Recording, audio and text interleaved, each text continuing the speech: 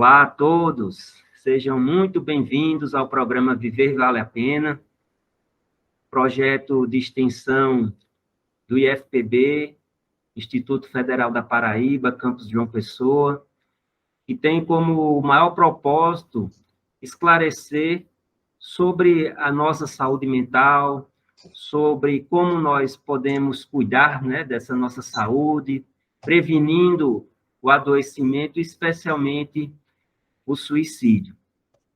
E no programa de hoje nós vamos buscar desmistificar algo extremamente importante, que é o tratamento psicológico. Então vamos conhecer o que é a psicologia, como é que se dá a formação do profissional em psicologia, uma série de outras questões que vão nos ajudar a ter acesso a esses profissionais que têm como missão nos ajudar no cuidado das nossas emoções, né, dos nossos sentimentos, nos ajudar a superar as dificuldades do campo emocional, do comportamento do ser humano. E aí, para isso, a gente está trazendo hoje uma especialista. Nútia Amorim é formada na UFPB, Universidade Federal da Paraíba, em psicologia, em 1987, então, recém-formada, né, Nútia? E, além de psicóloga clínica, é também uma educadora, né? Então, a sua experiência vai desde o atendimento, propriamente dito, da psicologia, do tratamento psicológico, mas também na formação, né, na capacitação dos profissionais de educação, no cuidado, né, com a saúde mental na educação. Então, Nútia, seja muito bem-vinda. Desde já, gratidão por aceitar esse convite para esse bate-papo. Eu que agradeço, né? Então, estamos aqui à disposição. E aí, se você quiser, você conduz, né, essa entrevista e a gente vai aqui se permitindo a aprender junto. Ótimo. Então, vamos começar esclarecendo, né? Começando do começo, como diz o Matuto, né? O que é, então, a psicologia? Né? O que é a psicologia e qual é a diferença e também a relação com a psiquiatria? Porque muita gente ainda nem conhece um nem outro ou confunde as duas coisas e as suas finalidades, né? Então, o que é a psicologia? Qual é a diferença com da psiquiatria? Qual é a relação entre as duas, né, atividades, esses dois campos, né, da saúde? Certo. A psicologia, ela, hoje em dia, é menos estigmatizada, mas é uma ciência, né? É uma ciência como outra ciência qualquer. A gente costuma vincular a ciência a uma coisa mais exata, mais mensurável, e a psicologia, por lidar também com muita subjetividade, às vezes cai na malha ainda até os dias de hoje, né, de uma área que é considerada só para pessoas que são tidas, desculpa o termo, malucas, né? E não é nada disso. Eu agradeço a oportunidade de estar aqui representando, né, uma parcela dessa haste, né, que é a ciência tão ampla, tão maravilhosa, tão rica e tão elucidativa. Então, a psicologia, ela tem o foco do objeto de estudo da psicologia são os processos e estados mentais, o comportamento do ser humano. Esse, basicamente, é o nosso foco, né? E isso com suas interações com o ambiente. Esse ambiente pode ser um ambiente físico, social, né? E, sim, ela tem uma semelhança com a psiquiatria, só que a psiquiatria, ela é uma especificidade da medicina, ela é uma especialidade da medicina. É aí que vai entrar as questões que diferem, né? A psiquiatria, ela tem esse cuidado com a mente humana também, mas ela envolve muito a parte fisiológica e química. Eu vou ser um pouco objetiva, né? Espero não ser rasteira, mas, assim, a gente vê muito a diferença na questão medicamentosa. Então, o médico é aquele que prescreve remédio, ele faz a terapia medicamentosa, usa o fármaco. O psicólogo não. psicólogo, ele não prescreve, apesar dos dois estudarem, mas o psicólogo estuda a parte fisiológica e química da mente, sim, ele estuda também, entende? Só ele não prescreve, você não sai de consultório do psicólogo nenhum com receita, do psiquiatra, sim, se for necessário, ele tem essa competência a mais, né, até porque a gente sabe que a medicina é muito focada na parte anatômica, fisiológica, né, essas alterações químicas, né, é o objeto de estudo deles, então eles têm essa, eu acho que é competência mesmo para prescrição medicamentosa, coisa que, né, vou reforçar, o psicólogo não tem. Mas, então faz necessidade das duas coisas, né? Sim, porque limita, né, o âmbito da psicologia é limitado, porque se houver caso, né, a necessidade de uma terapia medicamentosa, o psiquiatra precisa, ou o neurologista, aí depende da especificidade, né, do ser que chega em consultório, mas aí precisa de outra especialidade, de outro especialista, para fazer esse trabalho em conjunto, que às vezes só funciona com essa interdisciplinaridade, né, esses profissionais aí interagindo. E a gente está falando, em geral, está se dedicando muito ao público jovem, né, que tem formação, adolescente, que eles estão procurando ainda, né, seu lugar no mundo, vamos dizer assim, né, o que é que eu vou fazer da minha vida? E muitos estão aí se preparando para uma formação superior, né? Perfeito. Então, vamos tentar fazer aqui um pré-vestibular, um estudo vocacional, né? Mostrando para esses jovens como é a formação do psicólogo, o que é que ele estuda, né? Como é essa formação, e aí, quem sabe, a gente tem aí futuros Jovens psicólogos, né? fiquem que Ouvindo bom. a nossa mensagem e ainda não descobriu, né, esse talento em si, e de repente pode, né, pode achar a partir de agora, né? Quais são as habilidades natas, né, que o indivíduo que se dedica à psicologia tem, né, que ele pode ali encontrar nele como algo que desperte, né, para a vida e para servir, né, nessa humanidade que estamos.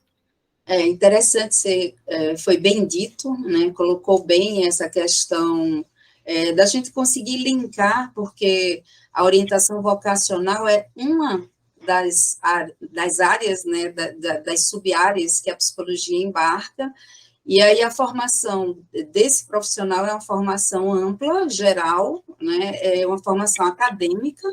Óbvio, ele entra como ele entraria em qualquer outra ciência, através de um Enem, né, através do antigo vestibular, esse é o ingresso. Agora, ou de um processo seletivo, se não for, né, numa universidade pública.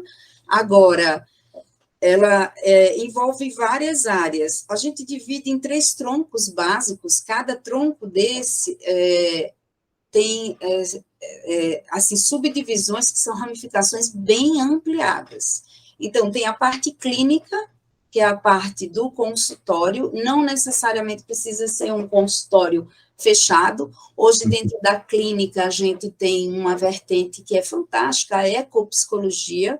Então, você trabalha com banhos de floresta, olha onde a psicologia chegou, né? E, assim, tem a psicologia animal, tem terapeuta para animais, é interessante, né? A clínica também comporta essa psicologia do esporte, aquele atleta que está ali, ou aquela se chama delegação, né? Eu não sei muito os termos de esporte, que está ali para uma competição específica. Geralmente, hoje, né, o psicólogo acompanha com essa especialidade. Então, a parte clínica, ela já tem uma vertente enorme, com diversas abordagens. Então, realmente, sim, essa questão da identificação com a persona do indivíduo que está ali, ela é muito forte em eu escolher o que eu vou fazer, ou quem eu vou ser, né? Tem a parte educacional, que aí a gente trabalha propriamente dito com a escola, né? Esse psicólogo educacional, ele não faz a parte clínica, ele está ali com servir à escola, detectando, né, possíveis trabalhando muito a nível de prevenção e remediação também, mas por possíveis transtornos, possíveis problemas que possam surgir, e ali ele até encaminha, às vezes até para um profissional fora da escola, né, dependendo da problemática que ele detecte, que ele lide. E a parte organizacional seria esse terceiro tronco, que aí seria um psicólogo mais voltado para empresas, instituições, né, hoje ele dialoga muito com o coaching, com essas dinâmicas que são muito interativas na parte empresarial, né? Por isso que se chama psicologia organizacional. Basicamente, a nossa formação, ficou escuro, viu, Homero? Ah, voltou. Basicamente, nossa formação se dá dessa forma geral, você estuda várias disciplinas, é um curso longo, é um curso que a grade curricular é de 5 anos, ainda se chama grade, né, mas é uma grade que a gente pode mexer, não relacione essa grade com a prisão, mas é uma base curricular ampla e longa, né, não é um curso curto, geralmente é um curso longo. E, basicamente, a formação é isso, assim, envolve essas áreas, né? Quem se interessa e quem envereda na psicologia precisaria ter uma escuta muito boa, porque é uma área que vai requerer de você ouvir o outro, mas ouvir no sentido de sair de si. Olha que exercício fantástico. Qualquer área, qualquer desses 3 troncos, né, que eu falei, desses 3 pilares que eu falei, vai ter essa habilidade, né, de ouvir a necessidade do outro, seja qual ela for. Então, eu acho que, basicamente, quem faz psicologia precisa gostar de ouvir o outro, de conversar com o outro, de estar aí nessa troca, porque é uma troca bem, bem rica.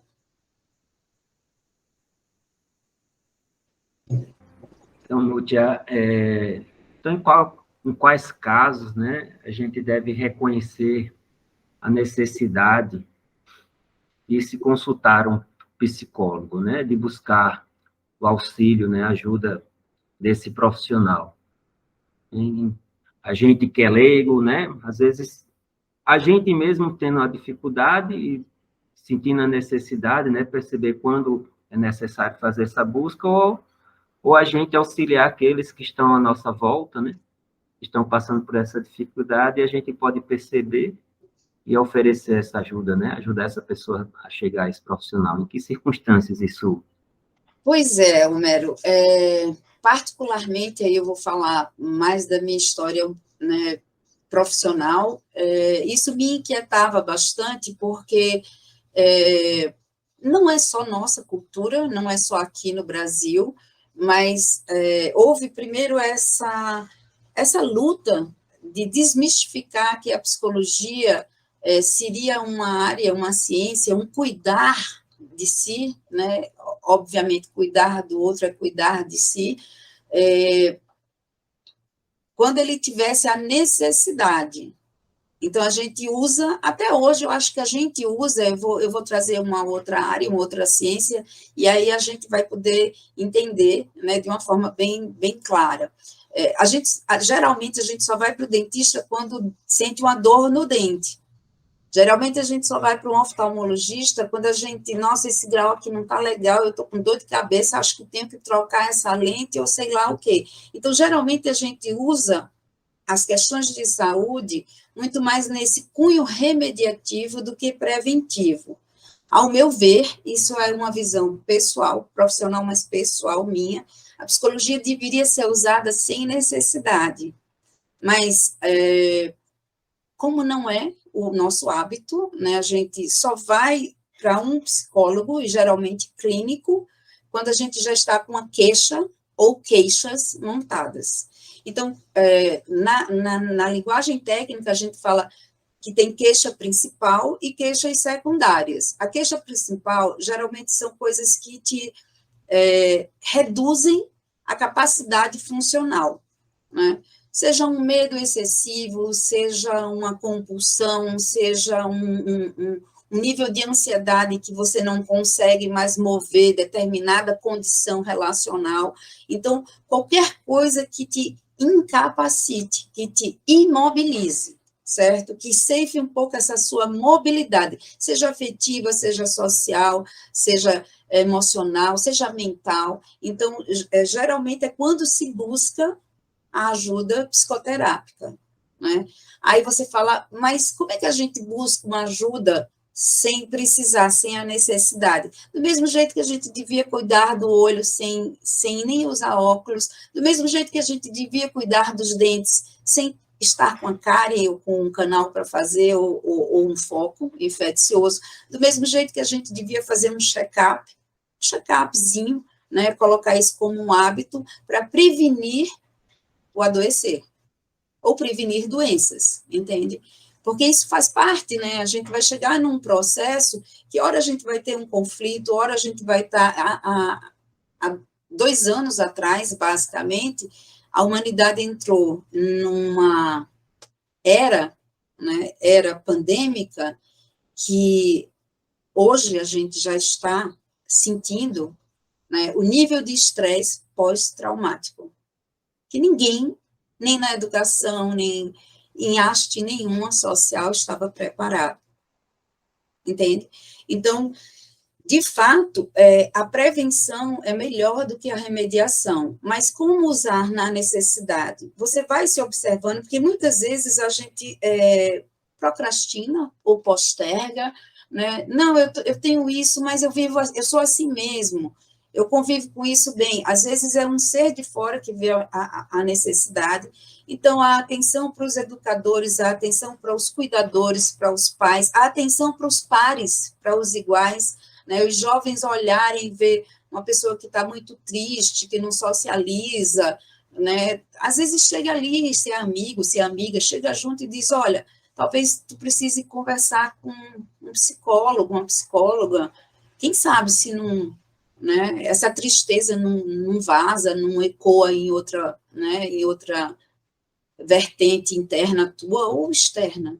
Então, na realidade, eu acho que é esse cuidado que a gente tem que ter, né?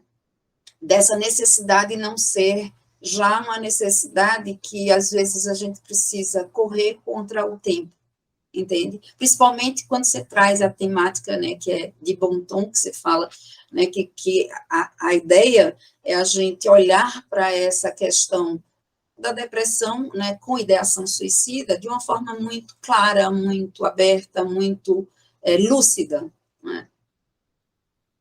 Não sei se eu te respondi, se eu não respondi, Com certeza, a gente ainda tem uma cultura de saúde, né, ou do profissional de saúde que trata da doença e não da saúde, né?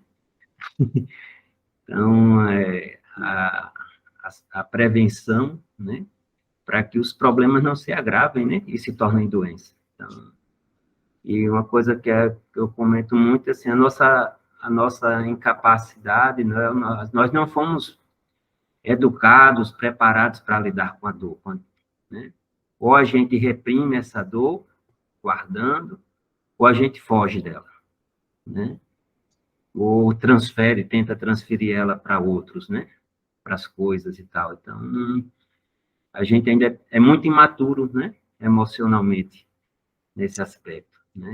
E nesse nível vai gerando a toxicidade, porque a gente acha, eu costumo dizer que a psique, né, a psicologia, por ser ciência, ela é mensurável. Então, a gente tem que ver, todo mundo estuda os estados da água, todo mundo estuda na escola os estados físicos da água, sólido, líquido, gasoso. E eu digo, gente, aonde está a psique? Está nesse estado gasoso, que é físico. Porque se a ciência é físico, é detectável, é mensurável. Então, a gente tem que olhar para a psicologia, ou para a psiquiatria, né, que estuda disso de uma forma bem interventiva, né, prescrevendo, se for o caso. A gente tem que olhar para esse estado sutil da matéria, que é a psique, como se fosse um corpo físico, como eu olho para o meu corpo, tem uma manchinha aqui, eu tenho que cuidar, eu tenho que ver se isso é normal, é genético, ou se aquilo representa uma patologia que no começo é muito mais tratável do que quando ela está bem maior, ou mais profunda. E aí, para que as pessoas percam medo, como é que se dá uma consulta, né, com um profissional, né? Como é esse contato com um profissional, né? Às vezes as pessoas pensam que vão para o confessionário, né? Para um tribunal, alguma coisa desse tipo. Como é essa relação, né, com o profissional ali da psicologia, como é que se dá essa consulta e como é desenvolvido o diagnóstico da patologia. Certo. Né? Homério, eu vou ser bem amorosa para todo mundo correr e ir para o psicólogo, certo? Para psicólogo ou para psicólogo, vamos lá. Não dói, ninguém vai arrancar seu dente, ninguém vai pingar colírio que arde, que dilata a pupila. Então, na verdade, o processo, eu vou falar de forma geral, porque cada abordagem trata de um jeito, né? A gente vê muito a questão do tempo. Tem psicólogo que atende tanto tempo, tem outro que atende um tempo menor, mais curto, enfim. Então, como eu te digo, há a especificidade. Mas, de uma forma geral, é no consultório, né? Lembrando que eu disse que os consultórios hoje estão, né? Inclusive, hoje você está num consultório que é um consultório virtual, é bem interessante, né? Essa chegada não é muito recente, já existia antes da pandemia, mas hoje está mais quantitativamente em maior número. A gente pode observar uma coisa maior em relação a isso. Então, geralmente a consulta se dá no consultório, por um profissional habilitado, um psicólogo, né, que fez a formação acadêmica, tem diploma reconhecido pelo MEC, tem um tempo para começar e um tempo para terminar, é estipulado isso, e no geral que a gente vê é uma vez por semana. Esse encontro se dá uma vez por semana. Tem profissional e tem casos que precisa ser, às vezes até no começo, mais pelo nível da queixa ou da angústia que a pessoa traz, às vezes 2 vezes por semana. Isso eu estou falando de uma forma geral, né? Eu não estou falando de um atendimento público, porque aí já é uma outra realidade. Eu não estou falando de um atendimento vinculado a um convênio, porque já é uma outra realidade. É por isso que eu te digo, cada realidade tem sua especificidade, mas no geral é uma vez por semana, né? E isso vai sendo acordado. Quando se faz de 15 dias ou mensal, é acordado o cliente com o terapeuta, né? Tem quem chame paciente só se for paciente para ouvir a gente. Eu uso cliente porque eu acho que é um cliente, né? É uma pessoa que te remunera de alguma forma, te dá, né? Eu não estou falando a questão só financeira, mas te dá o tempo e o espaço de vida dele. Então, isso para mim é uma grande remuneração. Então, no geral, é isso. Tem o tempo, tem o profissional habilitado, né? E tem a questão da especificidade, a área, a abordagem, como é que se lida, né, com isso, aí depende de cada vertente que o psicólogo escolheu ser habilitado em. Como é que se fecha um diagnóstico clínico na psicologia? Através do psicodiagnóstico clínico. Aí também tem profissional habilitado, que ele chega a fazer de 8 a 12 sessões para fechar esse diagnóstico, ou ele já recebe do neurologista, do psiquiatra, essa diagnose fechada, e aí ele trabalha a partir desse diagnóstico já fechado, confirmando, né, ou problematizando e revendo essa parte, né, da diagnose clínica. Mas para fechar na psicologia, precisa ser um psicólogo habilitado em psicodiagnóstico clínico. Seja infantil, seja, né, de jovens ou adultos, mas precisa ser um profissional habilitado. Ele faz uma especialização em psicodiagnóstico clínico e aí ele fecha em sessões, através de testes, né, entrevista, e aí ele fecha essa diagnose, entende? Às vezes, para ele fechar, inclusive, o psicodiagnóstico, ele precisa, inclusive, às vezes, de né, principalmente se for um transtorno que não tenha elementos tão lúcidos para esse psicólogo. Se ele tiver alguma dúvida, ele chama uma outra área, e aí, assim, é o que eu te disse, é bem interessante a gente trabalhar com o outro, né? Se eu tenho dúvida, né, eu tiro a dúvida, eu saio ali estudando, aprendendo mais, mas aí pode-se convidar um neuropsicólogo, pode-se convidar, né, um outro profissional afim, que aí elucide e feche esse diagnóstico também. Ótimo. Então, e entre os jovens, né? Crianças, a gente tem visitado escolas fazendo palestras, crianças do 4º, 5º ano, né? Até os jovens de 30 anos, e até, né, adultos, mas em geral nessa faixa etária, né? Quais têm sido as patologias mais recorrentes, Nútia? Assim, que olha, mais? Eu posso listar, né, assim, não vou dizer de primeiro ao último lugar, mas a depressão e a ansiedade, a gente viu um grande crescimento, né,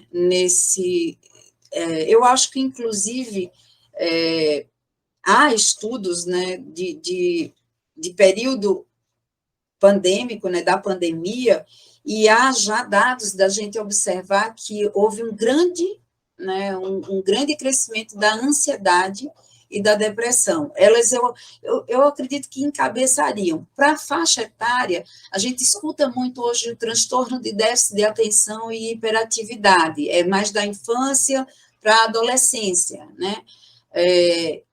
Que aí a gente também pode observar que a gente está imerso numa geração que é hiperestimulada, com várias janelas abertas, né? Ali super estimulada, que eu fico me perguntando, como é que você pode focar se você tem que dar conta de uma gama de abas ali, janelas abertas e essa multifaceta do ser não adoecer. Então, fica muito mais difícil do que você ser focado numa tarefa só, né? Ou fazer uma por parte, né? A gente vê também, isso eu estou dando, assim, pinceladas de possíveis etiologias, mas, gente, eu não estou reduzindo que isso é por causa disso, né? A gente vê transtornos alimentares, né? A parte estética na juventude é muito...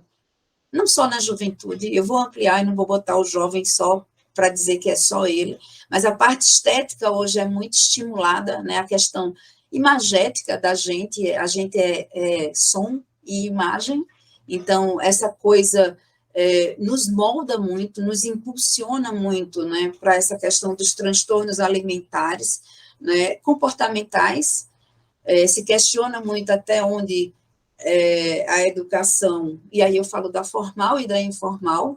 A formal é a da escola, institucionalizada, a informal é dentro de casa, porque a gente não pode esquecer que há uma educação dentro de casa, precisa haver. Então, a questão do limite, né, até onde esse limite precisa ser negociado, porque isso é ou adoecedor ou não, ou fomentador de saúde, né. Os transtornos obsessivos compulsivos, a gente vê muito, né? Na juventude, eu posso falar que borderline, né? A gente está vendo muito recorrente também aqueles jovens que se cortam, né? E escondem, e quando mãinha, pai, vovó, titia vai descobrir, aquilo já está instalado, às vezes, há um tempo grande. Eu acho que a bipolaridade também a gente já observa, né, tirando as questões hormonais, porque é uma fase muito de boom hormonal, então a gente tem, por isso que eu te digo, a gente tem que ter muito cuidado para não estar taxando, categorizando como um transtorno ou uma doença mental, quando na realidade a gente tem que estudar a imersão, a inserção daquele ser, que ambiente é esse, o que ele come, né, como é que está o corpo dele, então tudo isso tem que ser olhado para poder, antes a gente fechar um diagnóstico. E hoje, eu acho que não só o jovem, mas eu acho que o jovem também, a gente tem que dialogar com isso, é o estresse pós-traumático com a Covid. Eu acho que a gente está ainda, né, não foi fechado para mim, ao meu ver, diante de uma guerra invisível, porque ainda é uma incógnita, né, ainda é uma incógnita, com muitas, óbvio, com muitos estudos, com muitas vertentes teóricas que dão uma segurança e uma margem maior de menos erro, talvez, hoje, do que em 2020, mas isso confinou, nos deixou em cárcere privado, né? Eu não sei especificamente de qual jovem você está falando, porque todo mundo reclamava, o jovem está na rua, está trazendo para casa.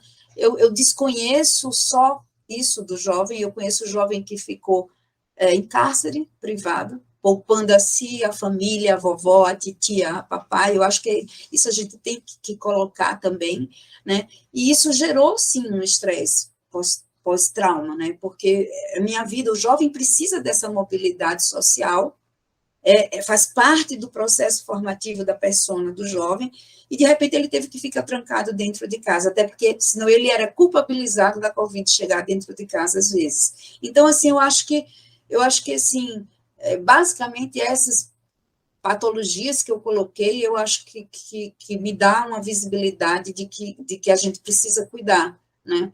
E elas estão ligadas ao fim que eu chamo você decidir tirar a vida, ao suicídio? Sim. Sim. Entende? Uma crise de ansiedade, uma depressão, eu acho que eu não preciso nem falar, né? Um transtorno comportamental, né? O ensaio de eu me cortar e poder chegar a uma decisão nefasta dessa em relação à minha própria vida, também não quero colocar uma carga negativa, né, para nenhum jovem que tenha ideação suicida se achar o pior, não é, entende? Mas se achar no direito de pedir, de recorrer e de pedir ajuda, né? Olha, eu estou nesse processo. E aí, Núcia, diagnosticada, né, a patologia, como é que, claro, como você falou, existem várias metodologias, né, de tratamento, várias abordagens, mas, de uma forma geral, se é possível, como é que se dá esse tratamento, né? Como é a continuidade dessas consultas? Olha, geralmente a gente tem que ver, dependendo do nível, né, de como isso chega para o psicólogo, aquilo que eu te disse, uma vez por semana, metodologicamente, o que a gente faz de praxe, mas dependendo, assim, se é uma crise de ansiedade, que eu preciso ver essa pessoa mais de uma vez por semana, que ele precise estar junto, né, sendo trabalhado com a psicologia e a psiquiatria, ou a neurologia, né, a gente precisa ter esse cuidado, né, de não ficar também blindando ou só cerceando, achando que só esse tipo de abordagem vai tirar aquele jovem, né, daquela condição, porque, como eu te digo, são níveis, não são só as abordagens, né, que são diferenciadas na psicologia, mas o nível da cronicidade, né, ou da sintomatologia que se apresente ali, naquele momento. Né? Mas, no geral, é uma vez por semana. É assim que você vê num sistema público de saúde. Se você for atendido no sistema público de saúde, uma vez por semana, você fique feliz, dê graças a Deus. E se você for atendido, inclusive, já partindo um pouco para a nossa realidade pública, né? Porque eu acho que dentro de algumas perguntas a gente vai entrar nisso de uma forma mais profunda, mas a psicologia ainda é uma ciência elitista, infelizmente. Uma sessão particular de psicólogo, às vezes, custa quase metade de um salário mínimo, dependendo do nome e do renome do psicólogo. Então, para mim, isso é uma ciência ainda elitista. Nada contra, mas eu estou colocando uma realidade, entende? A gente pode até partir, eu acho que essa pergunta está prevista aqui no meu rol, né? Porque a maior parte da sociedade, da nossa sociedade brasileira, de classe média, mas a maioria mesmo é de baixa renda, né? É assalariado ou nem sequer recebe um salário mínimo, né? E, obviamente, elas não estão, por conta disso, imune a desenvolver uma doença mental, pelo contrário, Pelo né? contrário. São mais vulneráveis. Pelo contrário. E aí, como é que está esse atendimento público, né? Como é que está esse atendimento público? O que é que a gente pode fazer enquanto sociedade para que isso melhore, né? Para que essas pessoas tenham acesso a esse tratamento de saúde.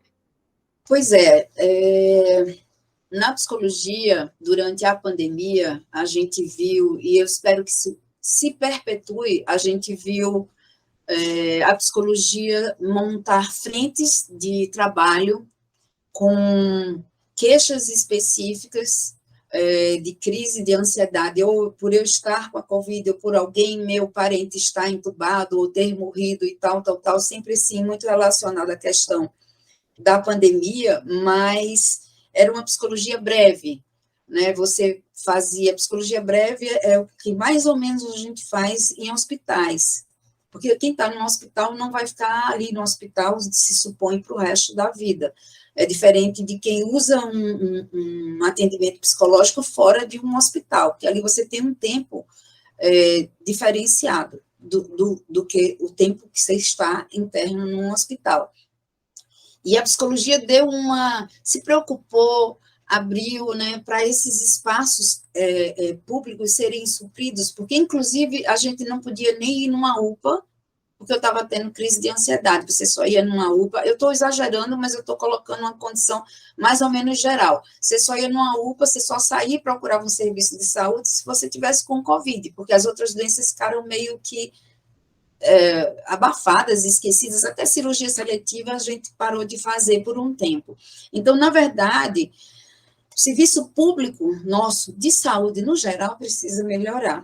A psicologia está dentro, está junto, né? Então, tempo, qualidade de serviço, atender essas demandas, esse trabalho junto com a população de desmistificação, de buscar que a psicologia não é só para quem é louco, mas para quem está triste, para quem está deprimido porque ficou desempregado, que está triste, para quem está numa crise de ansiedade porque está acabando, às vezes, até o ensino médio e precisa trabalhar e não pode continuar seus estudos. E a perspectiva de trabalho, né, eu vou falar de uma fatia do mundo de trabalho, que é o mercado de trabalho, é difícil, é complicada, eu tenho que me submeter e às vezes eu tenho que optar, deixar de estudar para trabalhar. Então, assim, é uma gama de demanda que a gente, dentro desse serviço público, a gente precisa olhar, entende? Quando a gente encontra uma realidade que, às vezes, eu não sei como se faz, mas se faz, às vezes você é atendido num serviço público de saúde na psicologia 20 minutos. Eu não sei como você faz terapia 20 minutos, porque 20 minutos para mim é uma chegada, é uma respirada, é uma centrada. Não estou criticando a questão do colega, eu estou colocando uma realidade que eu sei o que é, uma demanda ali que eu tenho por turno, talvez, sei lá, 25 a 50, eu não sou de serviço público, então eu não posso mensurar, isso é o que trazem de relato para mim, né? E aí eu acho que precisa melhorar em diversos aspectos, né? E aí eu acho que perpassa nas questões de política pública, da gente ir revendo realmente esses espaços, entendeu? Organizações, né, comunitárias que possam mover espaços, talvez, né, em espaços de convivência, que melhore alguns setores de serviço à saúde, e a psicologia não precisa necessariamente estar dentro, apesar de ser saúde mental, mas estar dentro de uma UPA, de um núcleo de assistência à saúde da família, poderia estar numa sala fechada, velada por causa da questão da ética, né, que tem todo um preparo para isso também, para surgir uma confiança e um trabalho digno, num centro comunitário, ou sei lá, em qualquer outro canto que diluísse um pouco essa demanda. Isso são ideias que, quando você provoca, me vêm surgindo, né? Mas eu acho que precisa de mobilização, né, na questão de que esse atendimento público, e aí não é só na psicologia, de uma forma geral, tenha essa qualidade, porque, inclusive, a gente vai melhorar na qualidade da saúde física. A saúde da psique, que é física, está ligada à saúde do corpo. Muito. Entende? Homero, Era isso que eu ia puxar também um pouco essa conversa, porque hoje a ciência, né, a medicina já reconhece que grande parte, talvez, né, alguns chegam a dizer que 90% das nossas doenças do corpo, né, nascem na mente, por conta dos nossos pensamentos, das nossas emoções, né, que provocam esse desequilíbrio orgânico, né, hormonal e assim, tudo mais.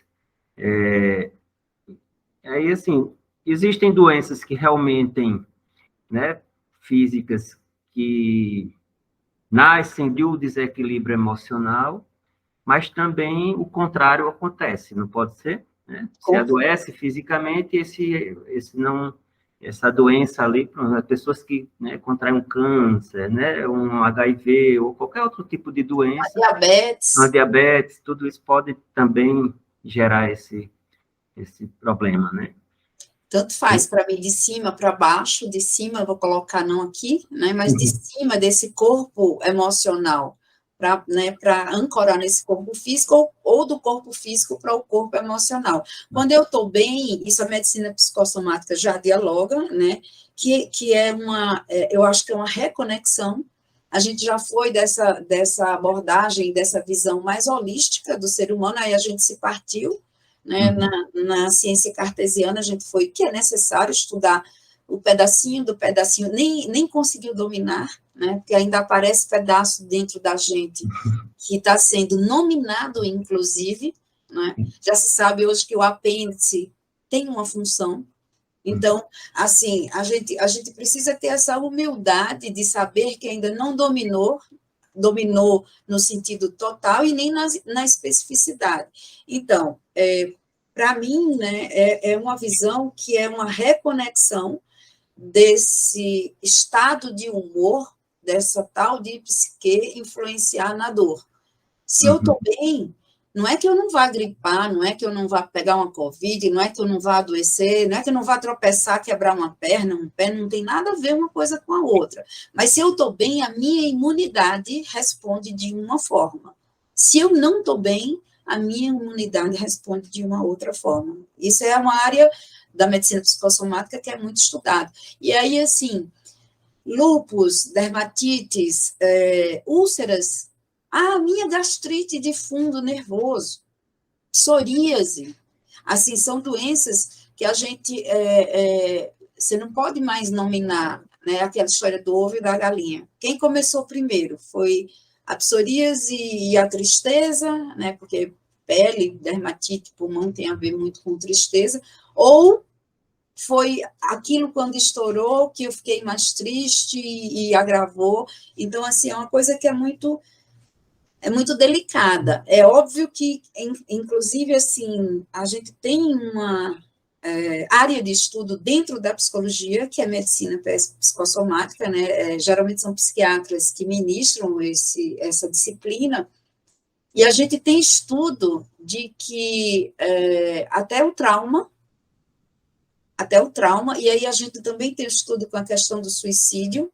É interessante, né, a gente ter um pouco da ideia subjetiva de que há também uma herança não só genética, não só de corpo, não só de célula, mas talvez uma herança na psique, no emocional, né, de famílias que houveram suicídio antes, parece que abrem um pouco mais a porta para isso ser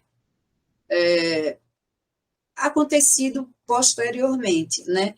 O trauma, eu estou trazendo o suicídio como uma patologia, como outra, para a gente ver que é um processo que a gente precisa olhar, estudar e rever, né? Então, tem famílias que são traumatofílicas, que a gente chama. O pai ficou paraplégico de um acidente, aí o neto sofreu um acidente e ficou paraplégico ou tetraplégico. Então, assim, é bem interessante a gente estudar a psique nesses estados de adoecer. É bem interessante. E, às vezes, a gente pensa que é só uma doença, assim, uma fibromialgia, um lúpus no corpo, mas a gente vê que não é, são doenças que vão, inclusive, a nível geracional, entende? E a psique tem a ver muito a ver. Né? Aí a necessidade dessa multidisciplinaridade, né? Para remontar o quebra-cabeça que foi Exatamente. desmontado. Até na depressão a gente pergunta, até na esquizofrenia a gente pergunta, a gente faz uma anamnese, uma entrevista e pergunta, alguém na família com um transtorno, com uma doença mental? A gente pergunta, alguém na família com depressão? Entende? A gente pergunta porque, assim, a gente monta essa linha do tempo, né? E a necessidade, assim, reforça a necessidade da prevenção, né? Perfeito. A psicologia preventiva seria como uma academia, né? Vamos Sim. fortalecer os músculos, Perfeito. fortalecer a mente para lidar com os problemas que podem vir, né? Exatamente.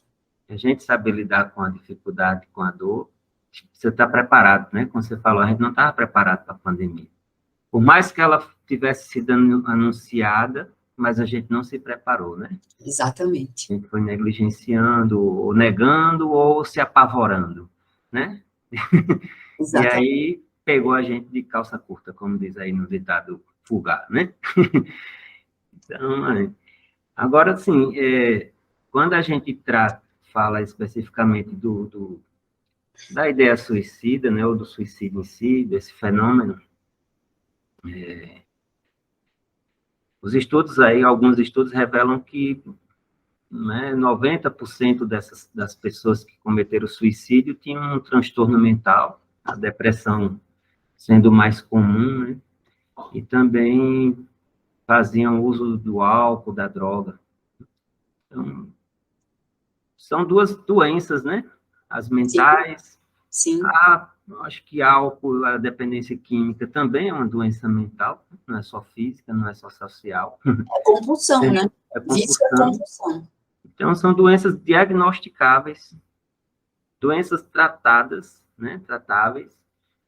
E aí, vamos fazer, né? Como é que a psicologia, né, do ponto de vista científico, pode ajudar, né, a pessoa com essa doença, né? Como é que ela pode ajudar a diminuir esses números? E, ao mesmo tempo, já emendando aqui a pergunta, como é que nós, leigos, né, podemos nos associar, né, nos solidarizar com os profissionais da psicologia, da psiquiatria, para ampliar essa rede de proteção, né, de prevenção e de ajuda mútua para que essas pessoas cheguem a ter o atendimento, né? Também outros estudos revelam que mais de 60% dessas pessoas sequer tiveram uma consulta com psicólogo, né? Muitas dos familiares nem perceberam que elas estavam em sofrimento.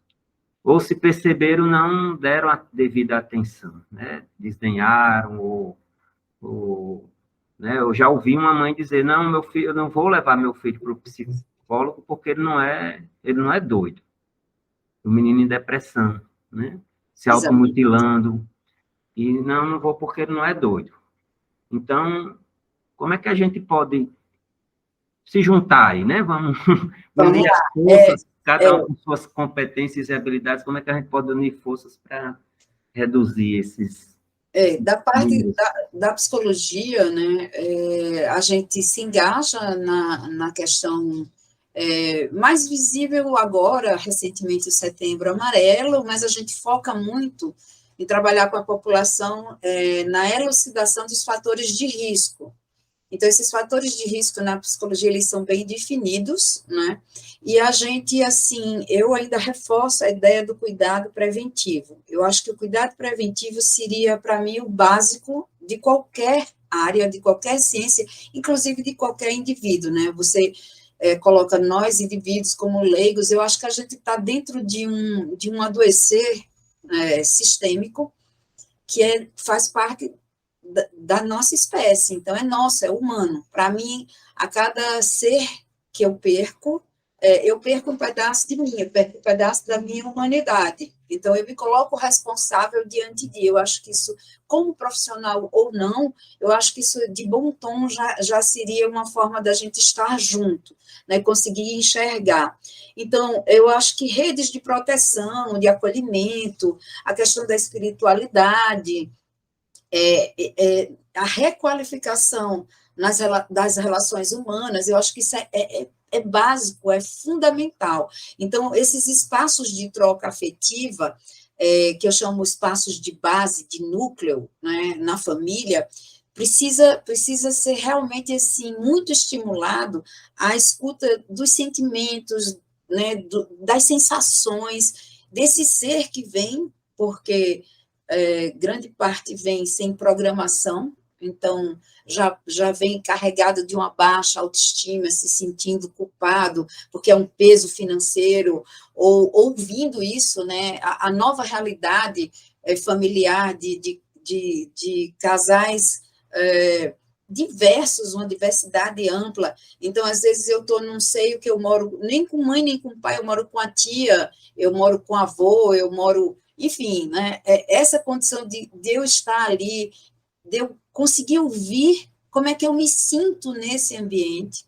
como é que eu me sinto acolhido, né, por esse núcleo, que é o núcleo de base, independente de como ele seja formado, e desculpa a palavra, ou deformado, mas é um núcleo de base. Então, eu acho que essa escuta, para mim, é um trabalho de base, que eu chamo, é um trabalho fundamental. No social, no coletivo, eu acho que os esportes, as atividades coletivas que estimulam o espírito de equipe, eu acho que fortalecer os laços de pertencimento à comunidade, porque às vezes eu me reduzo muito ao afeto, a meu pai e minha mãe, que eu tive ou que eu não tive, e aquilo me marca de uma forma que eu não crio uma identidade em tenra idade com a comunidade, com a raça humana, né? O que eu posso fazer além das minhas dificuldades? Então, eu acho que esse trabalho é o que a psicologia oferece e pode oferecer, do autoconhecimento, né? Do melhoramento das relações, sejam afetivas, sociais, enfim, eu acho que essa área é uma área que a gente pode e deve, né, o tempo inteiro estar atento, trabalhando, mas eu ainda ouso dizer, para mim, o cunho preventivo ele é muito mais, não sei se fácil, mas muito mais propício a gente conseguir minimizar processos de dores. Então, se eu sinto amor pequeno, quanto menor eu sentir o amor, por incrível que pareça, parece que isso mais me fortalece na dor, porque eu crio uma segurança. Eu vejo que vale a pena viver, eu vejo que vale a pena estar no mundo, eu vejo que sim, tem dificuldade a adultez, mas eu posso, como jovem, como adulto, superar, né, essas dificuldades e potencializar, né, as minhas qualidades e a minha meta de vida, ou minhas metas de vida. Então, eu acho que esse trabalho pode ser a nível profissional e pode ser a nível individual, né, daquele indivíduo que está no coletivo, que está em casa, que é tio, que é pai, que é avô, que é vizinho, que é parente, entende? Então, para mim, esses espaços de relação são os verdadeiros laboratórios, né, dessa prevenção. E, especificamente, não só ao suicídio, mas aos transtornos e doenças mentais, entende? Porque, por que eu me deprimo, de fato? Às vezes eu coloco toda a expectativa minha em cima de uma coisa que me foi frustrada, me foi ceifada, me foi tirada, ou eu não consegui, seja de autoimagem ou não, ou em relação a qualquer outra coisa, né? E eu não consigo reelaborar, eu não consigo trazer um novo sentido à questão do viver. E aí sim, aí eu vou ficando cada vez não bem, né, pior, sei lá, e vou entrando num processo que às vezes para reverter é mais complicado. Eu não sei se eu te respondi, eu estou tentando ser mais ampla, porque há trabalhos, há projetos, eu acho que isso que você está fazendo, né, esse tipo de pré-ocupação, uma ocupação prévia, eu acho que isso já é oportunizar um espaço desse, um espaço que reflita, que esclareça, que abra portas, entendeu? Eu acho, ou janelas, né, ou frestas, não importa, mas que lance uma sementinha, eu já acho que é um espaço de cura, um espaço de cuidado, entende? Respondeu sim, claro. E eu costumo dizer que a gente precisa buscar o que é que a gente tem, né, de capacidade, né, que são os nossos talentos, né, e buscar usá-los a nosso favor, né, construindo um bem para a gente mesmo e que quando a gente compartilha esse bem, né, a gente está em sintonia com esse universo em que a gente vive, né, em harmonia com ele. É regido por uma lei natural, né, de ação e reação. Então, se eu consigo pegar isso que eu tenho de bom e valorizar, né, multiplicando, eu vou estar nutrido por isso, né, sendo retroalimentado. Então, esse espaço, por isso que esse espaço aqui existe não só, né, por mim, mas por outras pessoas que fazem parte desse projeto, porque a gente fala, ó, como é que a gente pode superar os problemas nesses momentos difíceis, né? E a gente fala que é construindo a alegria de viver, né? Buscando melhorar aquilo que nós temos de mais importante, que é a nossa vida. E aí, essas entrevistas, esse trabalho é uma forma de a gente se manter mais vivo, né? Mais fortalecido. Então, é preventivo para a gente também, é terapêutico, porque a gente sai mais, né, mais fortalecido, Você né? falou uma palavra perfeita. Eu acho que qualquer lugar que seja um lugar de nutrição, e aquela nutrição não tóxica, uma nutrição que eu sinta que eu fiquei pleno, que eu fiquei, de fato, saciado, sereno, né, em equilíbrio, que é o que a psicologia tanto busca. Então, qualquer espaço desse que seja aberto, que seja oportunizado, eu acho que isso é um espaço de cura. Seja um esporte, seja uma oficina de pintura, seja hip hop, seja o que for, mas ali que eu coloco, seja uma arte marcial, por incrível que pareça, que é um lugar bacana, legal para trabalhar a energia da agressividade, né? Que eu saio dali vazado, eu saio dali poxa, né, com um bom sensei, é claro, né, com um bom mestre, porque sempre é importante esses espaços a gente estar com um bom orientador, né, com um bom educador, e aí eu acho que são espaços que dialogam mais com essa questão da cura, do eixo, do equilíbrio, da saúde, entende? E oportunidade de expressar os sentimentos, de compartilhar as experiências, Sem né? ser julgado, sem o medo de ser criticado negativamente, porque a crítica, ela é interessante quando ela é uma crítica construtiva. Uhum.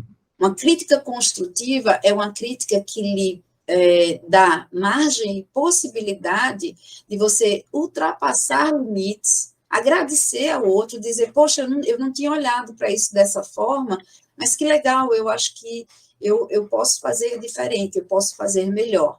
Porque todo mundo, você falou de espaços de atendimento público, espaços de atendimento público e privado, sempre, até hoje, e sempre podem estar cada vez melhor. Uhum. Bom, Nute, a gente está chegando aqui ao final. Claro que todo conhecimento suscita mais conhecimento, né? Mais busca, instiga a gente a procurar aprofundar, né? Conhecer mais. Então, isso, essa entrevista, teus esclarecimentos nos servem muito para isso.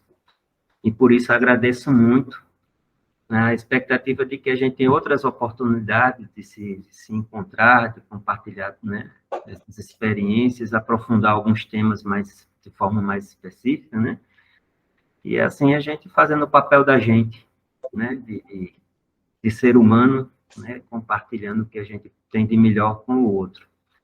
E aí eu deixo as últimas palavras para você, né, para que você faça suas considerações finais e assim deixando uma mensagem para todos nós aí, né, de esperança, de paz. Na realidade, eu só queria partilhar a gratidão que eu fico, né, de eu poder estar aqui, como eu te disse, crescendo com, né, eu acho que é uma responsabilidade muito grande a gente fechar, eu comungo com você que eu acho que a gente tem que abrir espaços, abrir mais diálogos, sabe, eu acho que se vocês pudessem sentir, essa partilha que eu queria, né, deixar dito, de agradecer, entende, a vocês, né, a você que representa aí, né, que você falou que é uma equipe, e aos profissionais que estão aí nessa busca, né, de qualificar mais as questões de saúde, né, para todos. Então, só muito obrigada, viu? Muito obrigada pelo espaço e pela oportunidade, tá? Muito obrigado. Você está em Brasília, né? Eu estou em Brasília. Então, fique bem aí com os seus.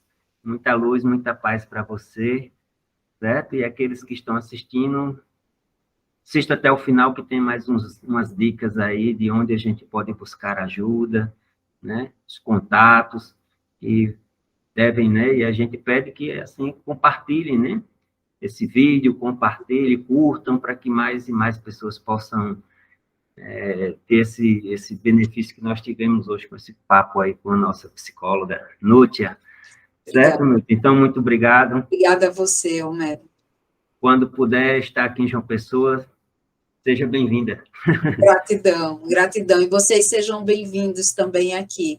Sejam bem-vindos à vida. A vida é boa. Estamos aí para montar sentido e fazer isso melhorar cada vez mais, tá? Viva! Gratidão. Então, obrigadão, um abraço. Tchau, tchau, gente. Obrigada. Até a próxima. Até. Tchau.